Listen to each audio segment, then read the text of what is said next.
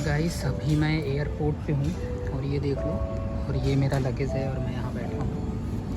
एक bad news ये है कि मुझे आज मेरी फ़्लाइट है और कल मुझे कंफर्मेशन आता है फ़्लाइट की तरफ से कि आपकी फ़्लाइट कैंसिल हो गई है 24 आवर्स 25 मिनट, जो कि एक बहुत बड़ा एक क्रिटिकल सिचुएशन है। अगर आप वर्किंग हैं और अगर आपको कंपनी ने पे करके दिया है तो कंपनी के पास ऑप्शन होता है, वो रीशेड्यूल होती है, दूसरी फ़्लाइट मिल जाती है, फिर इंश्योरेंस होता है, जो एक्स्ट्रा अमाउंट होता है वो इंश्योरेंस में इंक्लूड होता है, उसमें टेंशन लेने की कोई बात नहीं। लेकिन अगर आपने सेल्फ किया है और एट अ टाइम अब कैंसिल हो रही है 24 घंटे 48 घंटे पहले, तो आपको बहुत प्रॉब्लम होती है।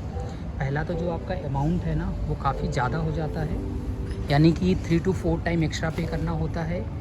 ये एक प्लस ड्रॉबैक है। दूसरा ड्रॉबैक ये है कि उस समय आपके पास मनी उतना होना चाहिए पे करने के लिए एक दूसरी फ़्लाइट के लिए।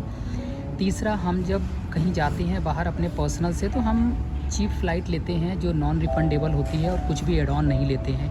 इंश्योरेंस तक को जो 1000-1200 होता है वो भी हम अवॉइड करते हैं, और कभी कभी इंश्योरेंस लेते हैं तो उसकी गाइडलाइन नहीं पढ़ते हैं।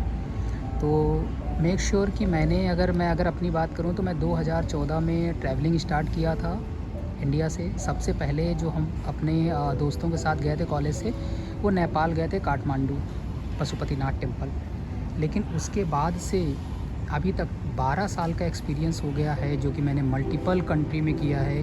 50 प्लस से ज़्यादा कंट्री हो चुकी है मेरे पास, लेकिन मेरे लाइफ में पहला ऐसा है जो कैंसिल है। बट कोई नहीं, सारी चीज़ें थी, ऐड था, कुछ नहीं हुआ, सब कुछ हमने अरेंज कर लिया और सेम डेट पे दूसरी फ़्लाइट भी हो गई। तो क्योंकि हम कर रहे हैं, हमें पता है क्या सिचुएशन होती है। तो एड ऑन अगर आप पर्सनल करते हो ले लो, कंपनी आपको देती है, तो उसमें टेंशन नहीं है। डिपेंड करता है सिचुएशन आपके लिए कौन सी कंडीशन है, ये फेल्स है क्या है वो आप देख लो। सो गाइस, ये मैं अभी हो ची मिन सिटी में हूँ, वियतनाम में, और ये T2 टर्मिनल है। और T2 में ये मैंने बोर्डिंग कर लिया है। बोर्डिंग करने के बाद यहाँ पे मैं जस्मीन लॉन्ज में हूँ, ये VIP लॉन्ज है। और यहाँ पे आपको बुफ़े है और पूरा खाली है, आप देख लो गाइस, यहाँ पे ज़्यादा रश नहीं है चारों तरफ। और ये सामने देखो पूरा खाली है। 2 आवर का है यहाँ पे और यूज कर सकते हैं, खाने पीने की भी ठीक है यहाँ पे। और जैसे जो मुस्लिम है उनके लिए एक प्लस पॉइंट ये है कि ये हलाल है, तो वो उनके लिए भी एक ये है अपॉर्चुनिटी कि वो आएँ और यहाँ पे रेस्ट कर सकते हैं।